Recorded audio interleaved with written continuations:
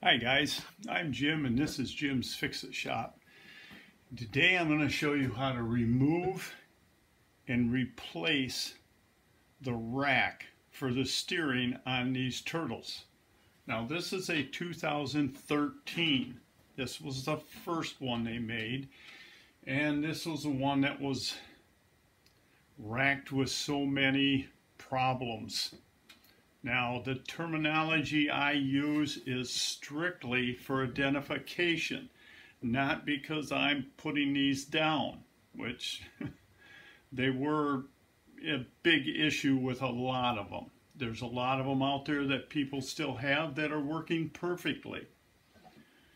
But the classic machine is the one with the round tube that goes from the front to the back. The SRs are the ones with the rectangular tube that goes from the front to the back. The turtles are these, just terminology.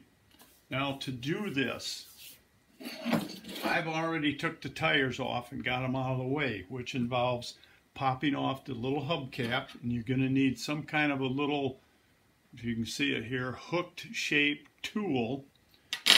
I have what they call a tack puller. It looks like a flat-bladed screwdriver, and it has a notch cut in it, and the end is hooked. Just can't get to it because of all the stuff piled in front of my bench. But I use this for pulling seals, so I just grab that and use that. You pop the hubcap off. Then there's a C-clip. Get the washer out of the way, you can see that. And what you do is you take a wide bladed screwdriver and you put it in this spot, will be open when it's snapped on the axle, and you twist it and it pops it right off. Then you can remove the washer and pull the tires off. Next, you're going to need some type of a ratchet and a flexible universal joint and a 1/2 inch socket. If you have some of these are SK tools. These are sockets with built-in ratchets. The nice part about this is the socket is so much shorter than a standard socket. Next, you're going to need a 1/2 inch wrench. This is where it gets a little more complex. I went down and bought a Master Force 1/2 inch combination wrench from Menards because I didn't want to bend one of my good wrenches. And yes, to get to the nuts back in here, you have to bend a wrench. Or you can remove the mower deck. Let me tip you down here if you want to do it the other way. The way the dealers do it, I think. Remove the mower deck before you stand it up. Take the tires off. There's 3 bolts under here on both sides. There's 3 nuts down here on both sides. You can get to the bolts from the top. There's 2 nuts up here. You can get to them bolts from the top. Behind the rack there are 2 bolts.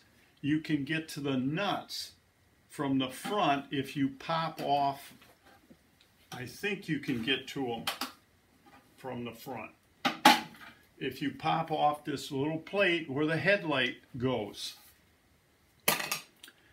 Getting them back in there, I didn't do that. But you can take this whole assembly off and swap out the parts. I opted to bend the wrench so it will fit up in here, and I don't know what kind of view I can get you at, but it's got to go up in here on the back side of these bolts to hold the nut. Now these are self-locking nuts, so you got to hold that all the way off. Then the nut's going to fall, and it's going to fall through here, and it'll end up inside the rear case, so you can just pick it up. If you put it back together the way I came up with, you will need 2 3/8 24 bolts, a washer, and a lock washer.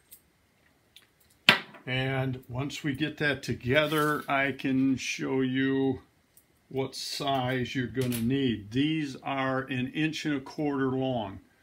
You may be able to get away with 1 inch. I'll put 1 inch in just to show you how it works. The wrench, if you lay it down on a flat surface and you measure, I think I remember here, it's 1 1/4 inches. You have to bend this up off of a flat surface. I laid it on a table. Well, actually, I heated this with a torch and bent it a little easier, but you can put it in a vise and beat it with a hammer and it'll bend.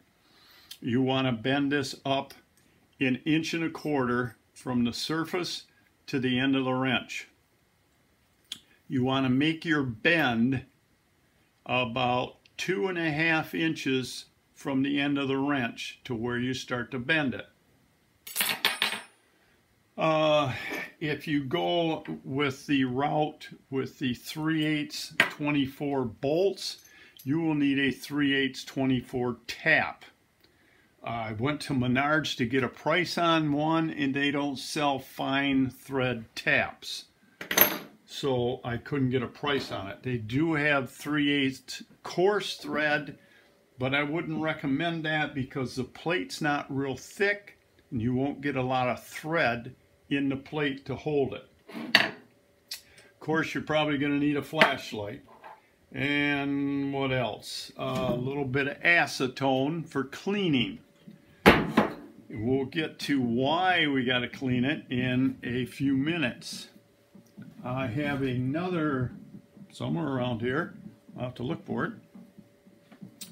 Another item you're going to need, but I'll bring that up when we get to that point. Don't want to spoil the surprise.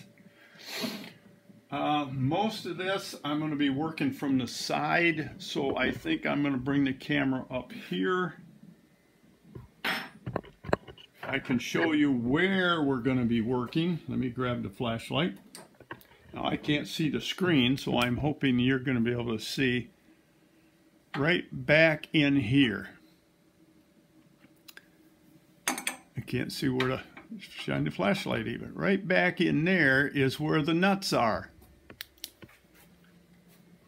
This is not going to be a real easy job, but I didn't seem to have too much trouble with it. You want to remove the nuts from the tie rods. I had them started so I can just get them off a little easier and get them out of the way. You need a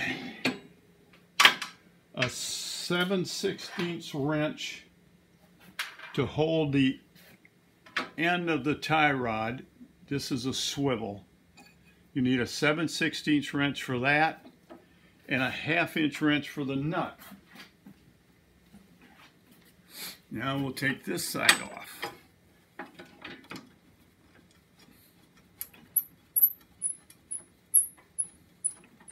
It does help to get the tires out of the way.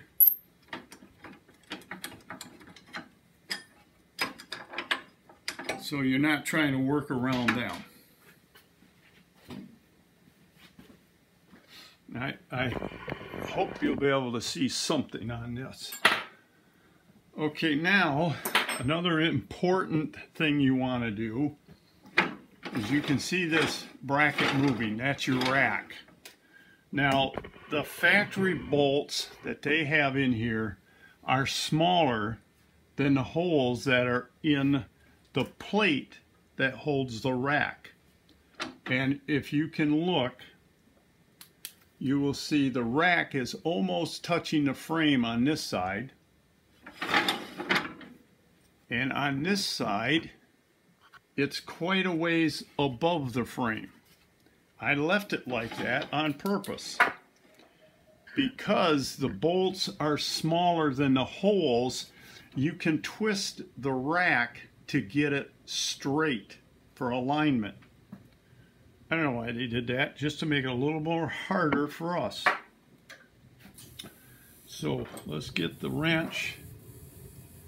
Oh, don't want to take it apart yet. You want to turn this all the way one way. I might have to turn this so I can see what I'm doing. You want to take a black magic marker. You want to mark the end of the steering shaft, and you want to mark the rack where that goes. If you don't, when you put it back together, your steering wheel is probably going to be twisted, and it won't be straight when you're going straight across your yard. I don't have that mark. Yeah, that should be good enough.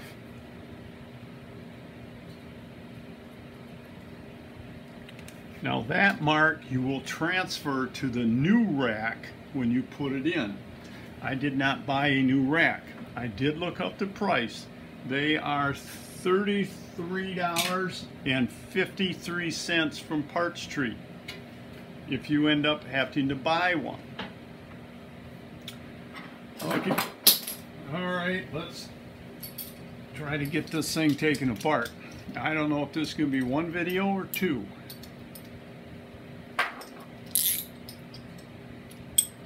Now, because the top of the rack is bent down, if you leave the wheel straight and the rack centered, you have a real hard time getting on the heads of the bolts.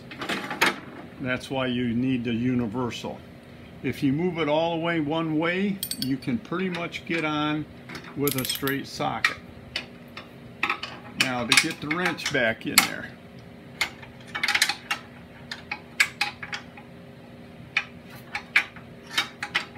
When you do get the wrench in, it may not line up and fit on the nut.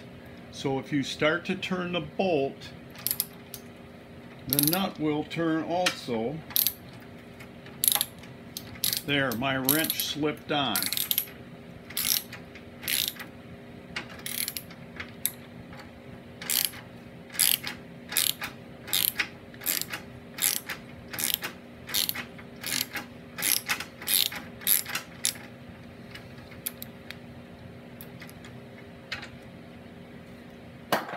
Now if you listen, you'll hear the nut fall. I don't know if I can catch it or not. The bolt's out, and the nut fell in my hand. There's the nut. I think I can get rid of this universal joint now that I'm moving the steering wheel. Now we'll move the rack all the way to the other side. I'll go around and take that apart. And again, you gotta work that wrench in there to try to get on that nut.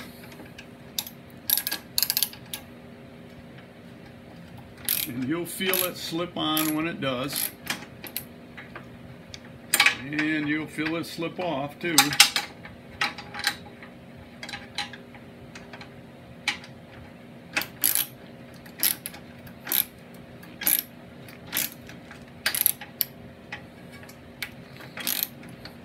You can let the wrench go down and rest on the frame, and you won't have to hold that pressure of that self-locking nut.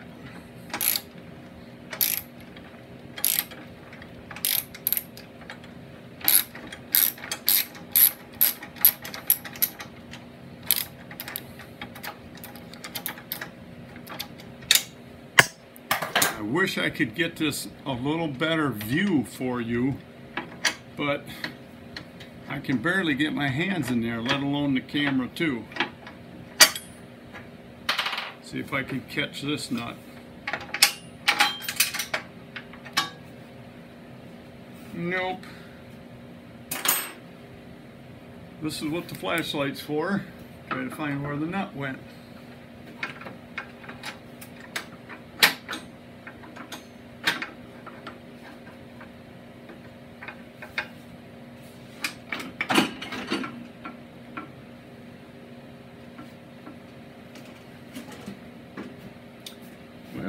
me look inside the rear case, because that's probably where it is. And I have a little magnet on a stick.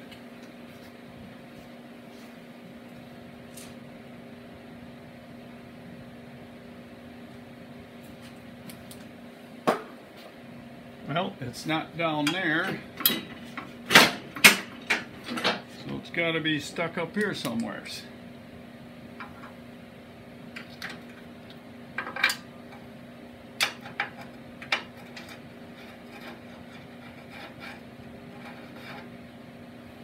I guess I'll have to look for it. Be right back. Well, if you have my luck, I guess you're going to have to go to the hardware store and buy another nut, because I have no clue where it went. It fell down inside someplace, and I haven't found it yet. I've been wiggling. I looked around on the floor. I'll probably find it sometime, rolled on the floor somewheres. Now, we got to get the rack out, and the rack slides in. Get the rack out, you just grab onto it, and you got to work it up and over this part of the plate. And there's the rack. Now we got to get the plate out that the rack slides in. And that's stuck up in here.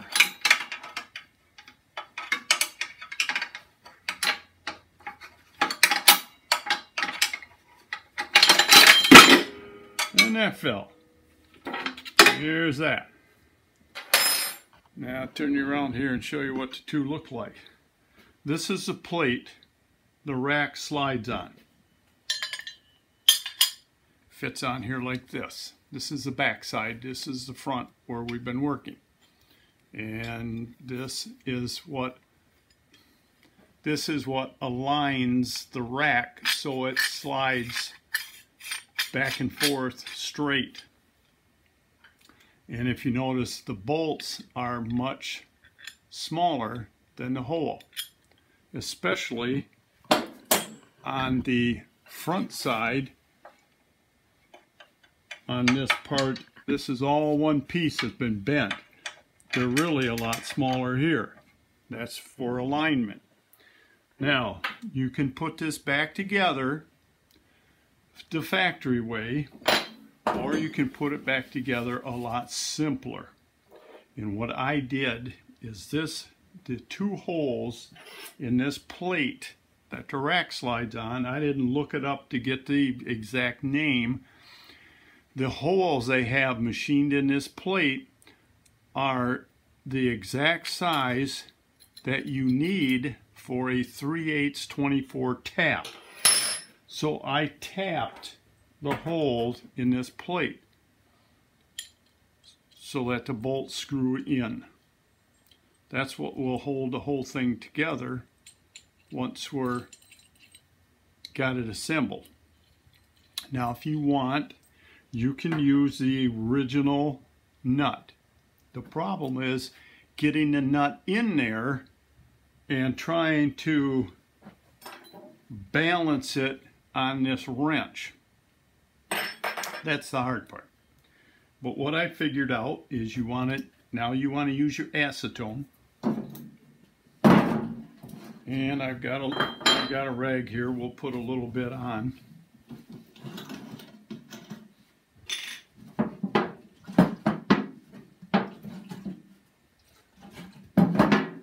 You want to clean, there's two recesses right here where the nuts go. You want to clean them. That's kind of important. We'll clean this one. We're not going to use both of them because we're going to do one the new way and one the old way. You want to clean the rack, the bracket where the rack slides. They've got a bump sticking up, or a boss, and that slides. That is where this slot slides on that bracket. You want to clean the bracket. You want to take your new slide and you want to clean that. Then you want to transfer the mark you put on here for the steering wheel alignment. The next thing you want to do is, this is our secret ingredient, super glue. What we're going to do is we're going to glue this rack on here, or we're going to glue the rack to this bracket so it stays in place. To try to get it back in there in two separate pieces, good luck. This is what I come up with as far as putting it back together. And it works. Just don't glue your fingers together. And I slid it all the way one way. Now, super glue, or any of this glue, it dries instantly when there's moisture. That's why it sticks your fingers together instantly. When you're gluing steel, it does not. So you're going to have to let it set. The next thing you want to do is the nut. We want to clean that too.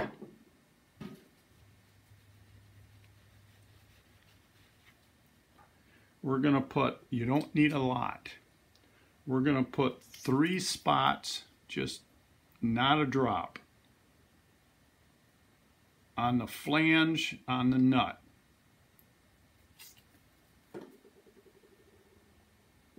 And then we're going to drop it in this recess in the back of this bracket. And you're going to center it so you can see that it's lined up with the hole. Again, you have time to do that because it doesn't dry instantly on steel. Now you may want to let this set for a few minutes.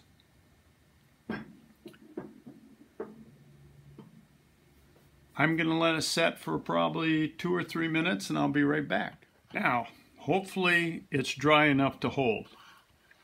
Now when you slip it back in there, if you bump something and it falls apart, just dig it back out and re-glue it. This isn't 100%, but it does work. It worked for me for the first time. First shot, putting it back together, everything went in great. Now again, we're going to use one of the factory fasteners and we're going to use one of ours. We're going to slip this back in here. And we have to line up our mark. You want to turn the steering shaft. You can see my line.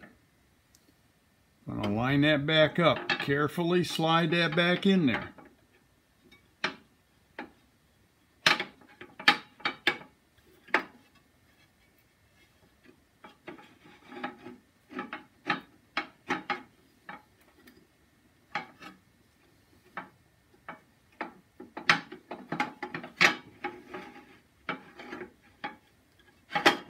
There it goes.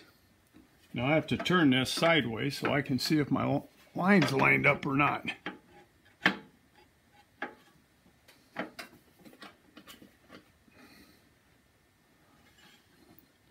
It looks pretty good there. Now you can see the holes lined up, I hope. Now we're going to try to get that bolt in there. It's a lot easier if I could stand right in front of this thing, but then you never see anything. I'm going to grab this bolt and get that started.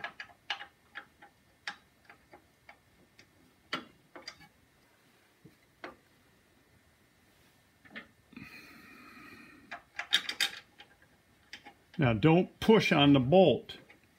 You'll knock the nut off. You want to start screwing it in. It's only going to go in about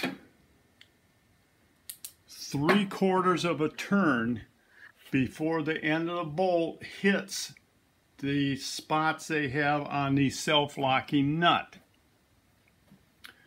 Now you want to get a wrench back in there and your socket.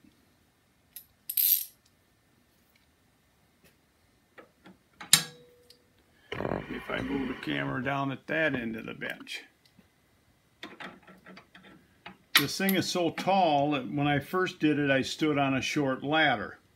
But it's so tall, my tripod's not big enough, so I have to set it on the bench and have this up against the end of the bench.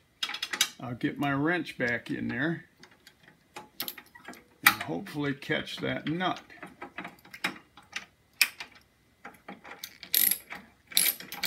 There we go.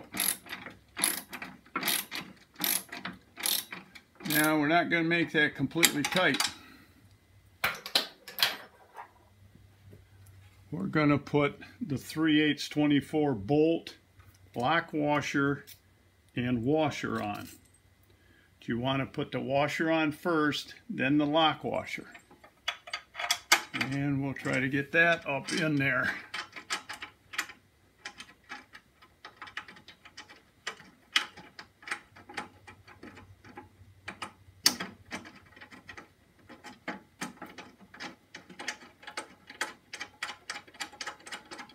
Well, that was a little easier. I didn't have to worry about the nut falling off. We're going to screw that in. Now once I get this assembled, I'll be able to look and see if that's going to be too long. Now you want to turn the wheel and bust the glue loose that's got the rack glued to that bracket. And there it broke loose. Now we can move it all the way that way and finish tightening up this nut and bolt.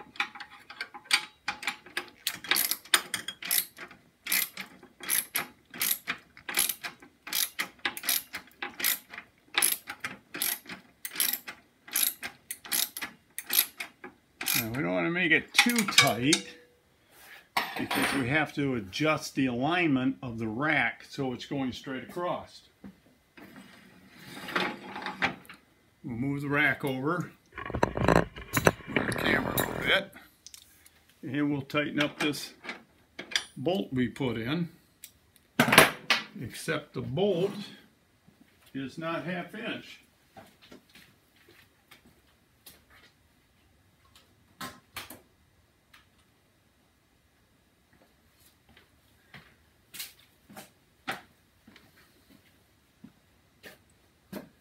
It's 9/16.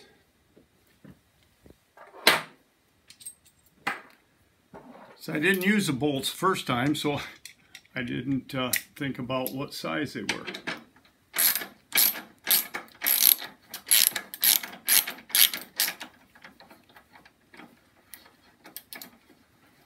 We'll just snug this up.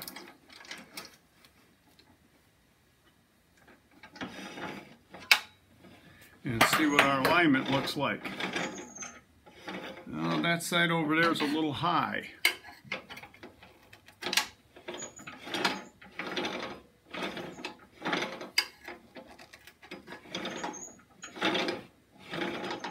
Now if you can see that going back and forth, it looks pretty level right now. So we're gonna lock these down.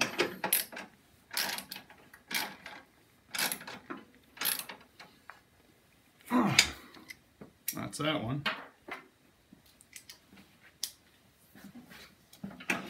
Now we have to move it all the way back. We got to get this wrench back in there again.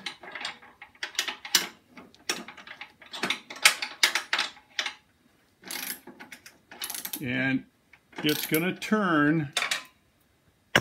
Let me see if I can move you back over here.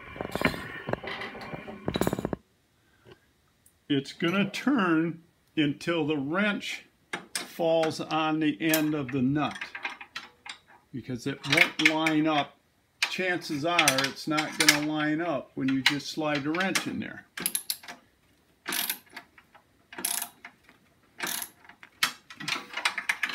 It wants to catch. There we go.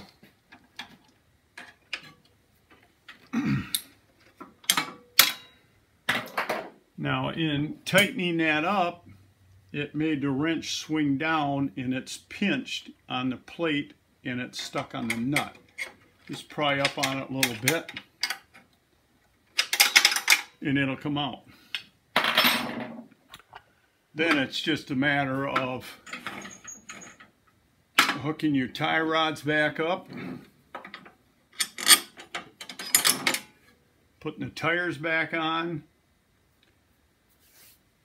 and you're back in business. Let me put one tie rod on.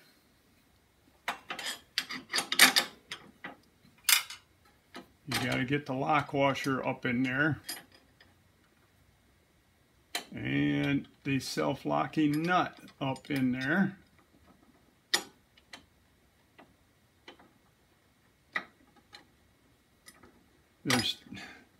There's just very little room to get your fingers in there and turn anything.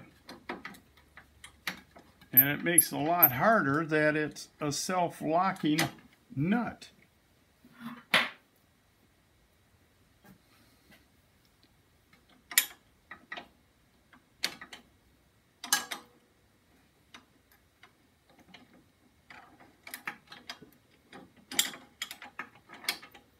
And you can even use your bent wrench to put your nut back on the tie rod.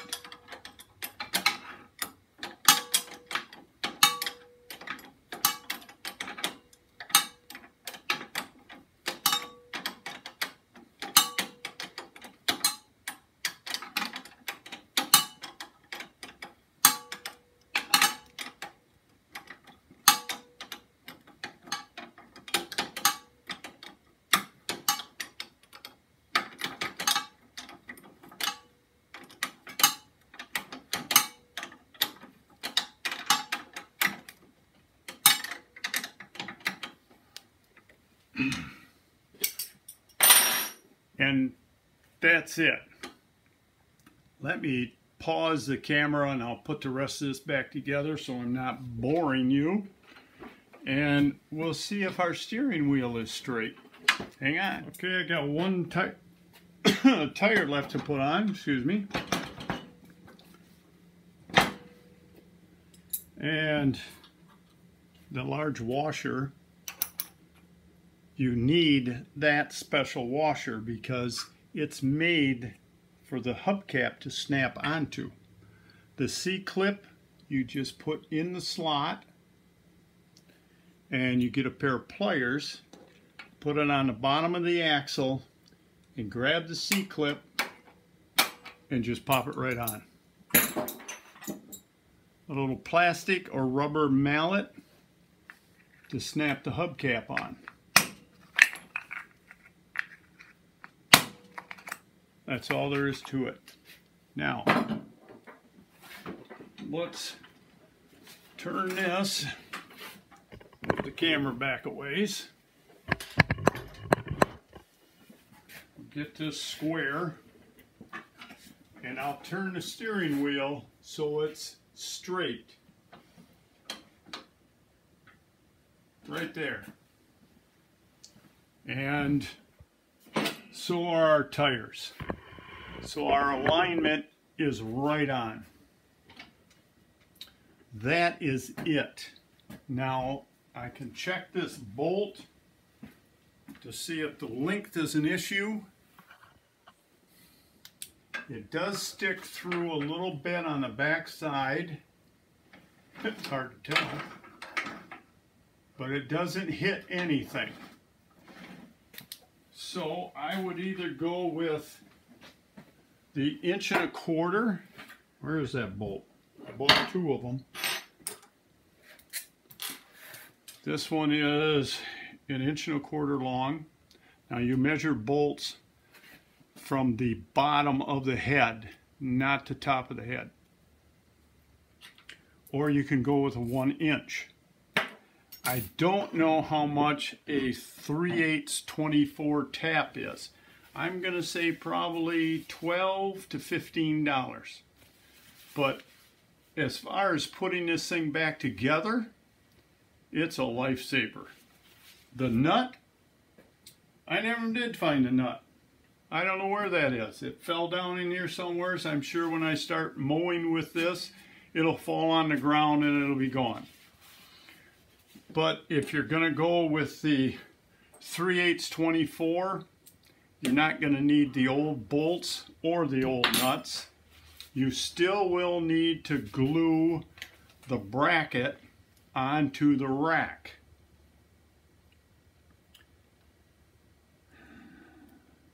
I've got the diagram pulled up from Parts Tree on this thing.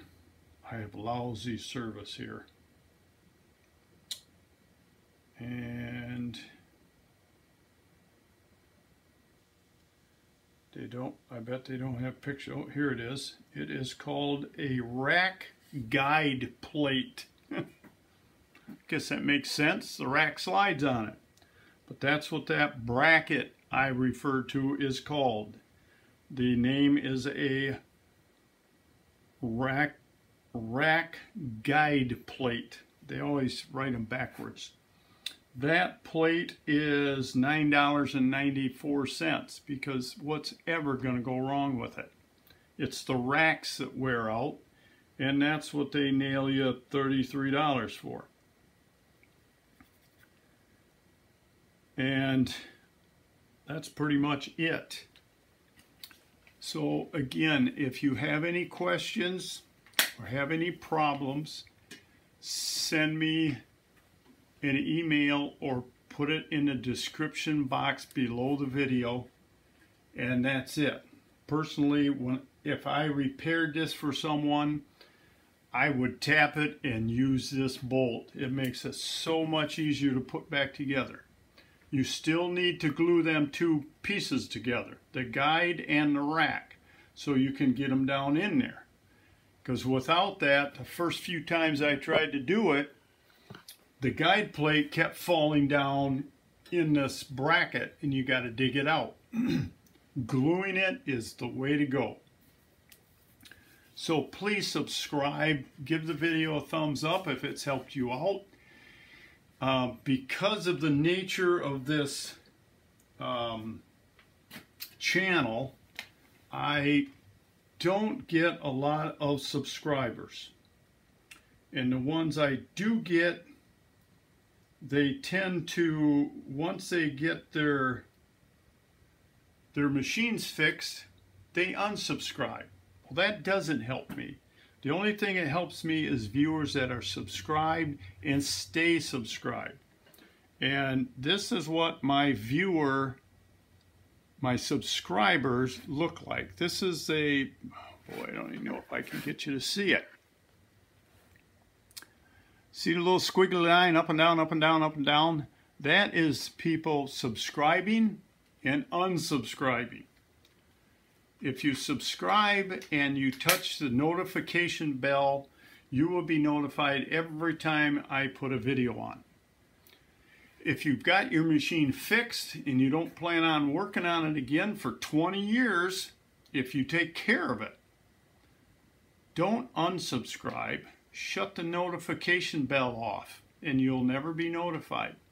I'm subscribed to about 258 people. I don't very seldom ever watch them, but I have watched them once. They've helped me out, and I'm what they call a lifetime subscriber.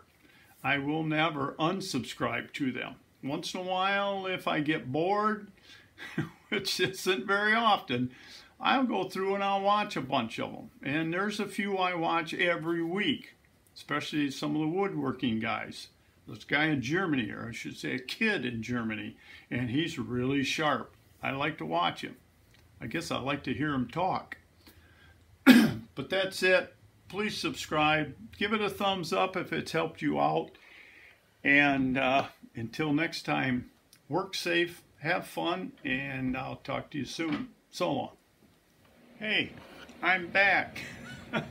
I left out a little tip, and it's kind of important. This front plate, that's kind of hard to see now that the tie rods are in the way, where you put the bolts through. If you use the original bolts and nuts, you're fine. If you use the 3/8 24 bolts like I did, you have to open the holes up in that front plate to 3/8 to give it clearance to go through. It's not much you have to take out of there, but the bolts won't go through the holes. So just take some type of a drill, a 3/8 bit, and open that hole up. I thought that was kind of important. So I'm back. And until next time, again, work safe, have fun, and keep on snapping. We'll talk to you soon. So long.